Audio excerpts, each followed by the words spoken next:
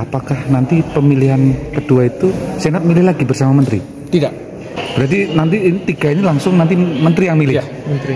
Berarti hasil dari 65% dari Senat itu sudah nggak bisa diganggu gugat nih, sudah ya? Bisa. Final ini ya? Final. Oh, berarti tinggal nunggu suara Menteri aja ini ya? Suara Menteri aja. Oke. Akan diberikan pada siapa itu suara Menteri itu?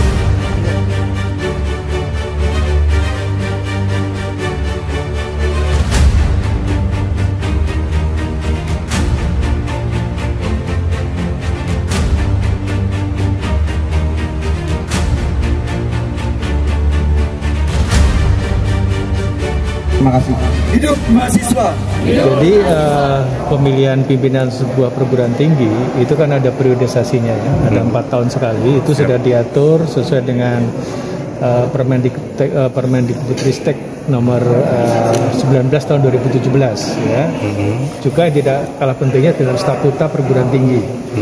Jadi semua mekanisme itu sudah diatur bagaimana pemilihan calon pimpinan perguruan tinggi itu dilaksanakan. Nah, oleh karenanya itu mekanisme itu sudah dijalankan sangat bagus ya, khususnya di Universitas Palangkaraya. Bukan berarti di tempat lain tidak bagus ya. Saya sudah mengikuti pemilihan rektor di beberapa tempat, baik itu kemarin di UNES Semarang maupun di UNESA Surabaya, lalu di beberapa tempat juga termasuk mungkin 10 tahun yang lalu juga ada peristiwa pemilihan rektor yang terpaksa saya katakan saya ulang. Karena apa? Karena di dalam keanggotaan Senat ada anggota Senat yang sebetulnya perlu harus dievaluasi karena dia sedang studi lanjut misalnya, bukan anggota Senat. Tapi pada prinsipnya bahwa semua keputusan untuk pemilihan rektor itu ada regulasi yang melandasinya. Selain tadi dari Permendikbudristek tahun 2017 statuta, juga kesepakatan yang diambil oleh Senat Universitas, dalam hal ini Senat Universitas Palangkaraya. Karena Senat Universitas itu merupakan undang-undang dasar tertingginya di dalam sebuah perguruan tinggi, di dalam mengatur bagaimana proses tridharma perguruan tinggi itu dilaksanakan. Ya. Oleh karenanya mekanisme apapun yang dilakukan harus menurut kesepakatan dengan Senat, baik itu ketua Senat maupun anggota Senat. Karena itu otoritas tertinggi dalam satu perguruan tinggi, termasuk pada waktu menetapkan rektor pada saat periodisasi yang sudah ditentukan. Siap. Pak, lanjutannya ini seperti apa, Pak?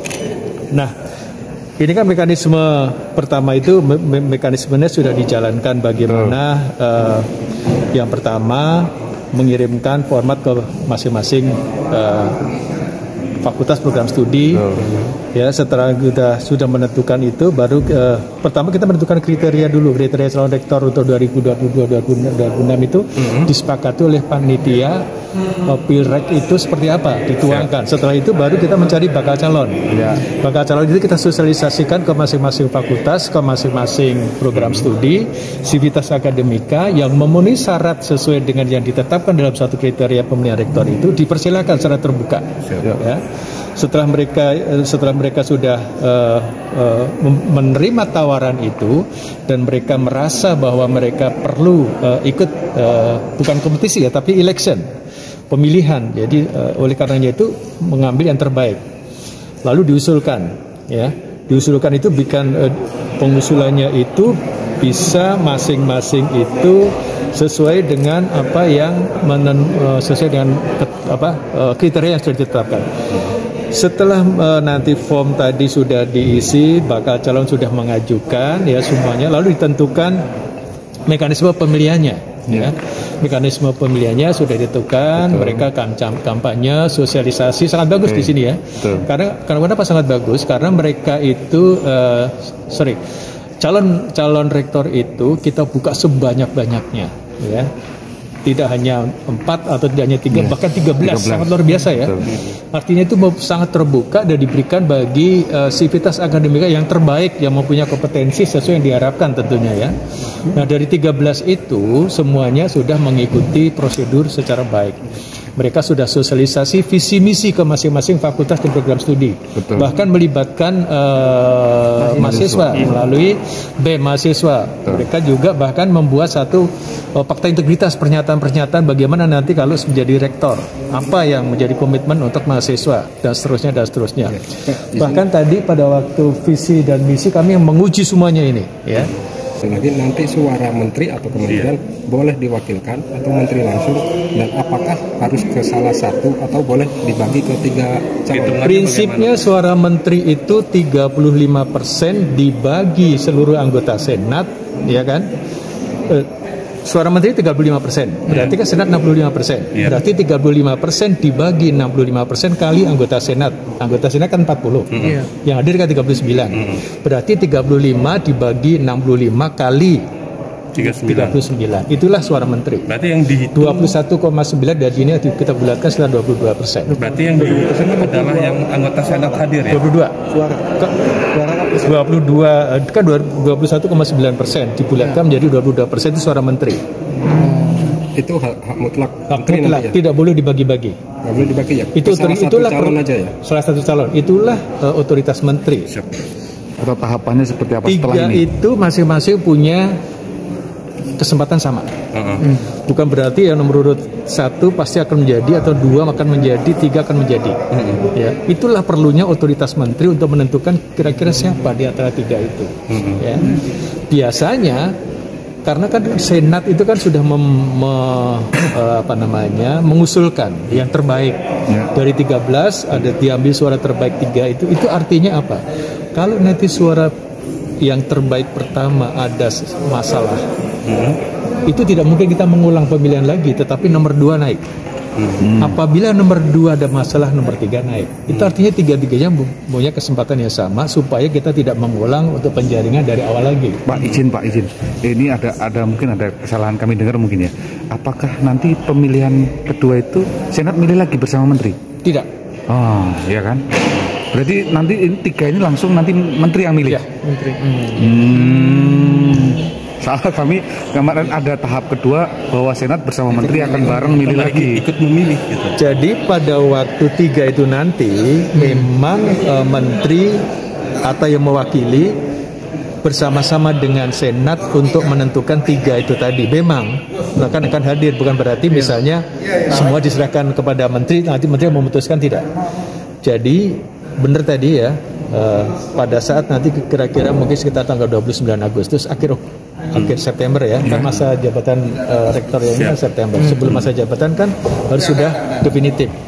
Ada rektor yang terpilih, itu artinya apa? Jangan sampai ada kekosongan hukum. Nah, yang 3 ini ya, 3 ini nanti pada saat menentukan 1 di antara 3 itu, nanti menteri akan hadir ya, yang akan diwakilkan biasanya dirjen dengan dirjen dikti, ya, akan hadir bersama-sama dengan Senat, ya, bersama-sama dengan Senat. Lalu untuk suara 1, 2, 3 itu nanti kita kita akan proper lagi di antara 3 itu, kira-kira kan kita sepakat ini dari 3 ini yang mana yang kita jadikan rektor, karena ketiga-tiga mempunyai kesempatan sama, walaupun urutan suara terbanyaknya A, urutan keduanya B, urutan ketiganya C, ya. Tapi di dalam nanti yang terakhir, karena menteri punya otoritas 35%, yang suaranya menjadi 22% itu nanti akan diberikan kepada siapa, ya kan? Menteri tentunya kepengen tahu yang 3 ini seperti apa nih kira-kira. 1, 2, 3 ini performanya seperti apa. Berarti hasil dari 65% dari Senat itu sudah nggak bisa diganggu-gugat, sudah ya? Bisa. Final ini ya? Final. Oh, berarti tinggal nunggu suara menteri aja ini ya? Suara menteri aja. Oke. Akan diberikan pada siapa itu suara menteri itu? Karena kan Senat sudah mengusulkan 3. Ya, betul. Sudah selesai. Pikiran kita tadi milih lagi mereka. Suara menteri. Tapi sebagai contoh misalnya di Universitas Negeri Surabaya, itu anggota Senatnya ada 50. Yang hadir pada itu 49 karena ada yang keluarganya yang meninggal. Nah, pada waktu itu pemilihan rektor itu ada 3. Ya. Suara terbanyak 1, suara terbanyak 2, suara terbanyak 3. Pada waktu itu Senat menawarkan kepada anggota Senat. Ditawarkan pada anggota Senat, forum Senat untuk menetapkan rektor UNESA pada waktu itu ya. Itu apakah ada pendapat sebelum nanti kita akan mendengarkan dari masing-masing calon rektor itu akan menyampaikan misalnya visi misi kembali atau perkembangan kembali seperti apa gitu.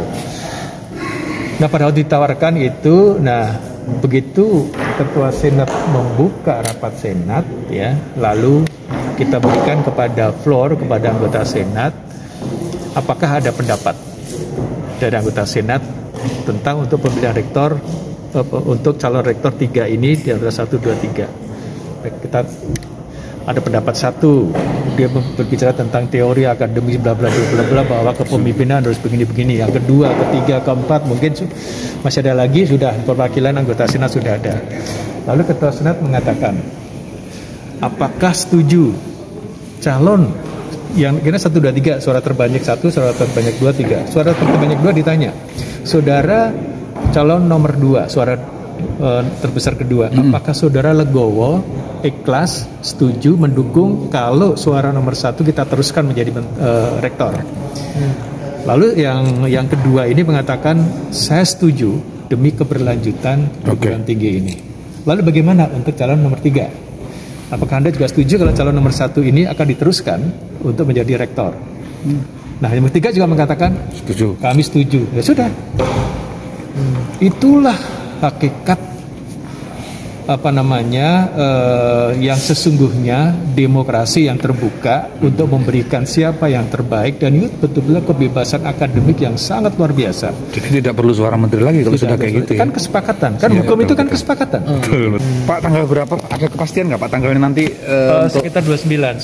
Sepanjang itu nanti Mas Menteri agendanya tidak bertabrakan ya.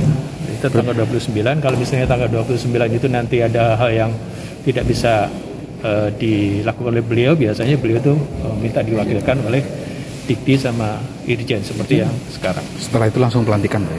Setelah itu baru nanti pelantikannya biasanya dibarengkan dengan perguruan tinggi lain supaya tidak hanya satu. Tapi kalau memang itu sudah mendesak karena supaya tidak sudah ada habis kekosongan misalnya. hukum, Iya, segera juga dilantik. Tapi dilantik itu bisa daring, bisa luring. Begitu kira-kira.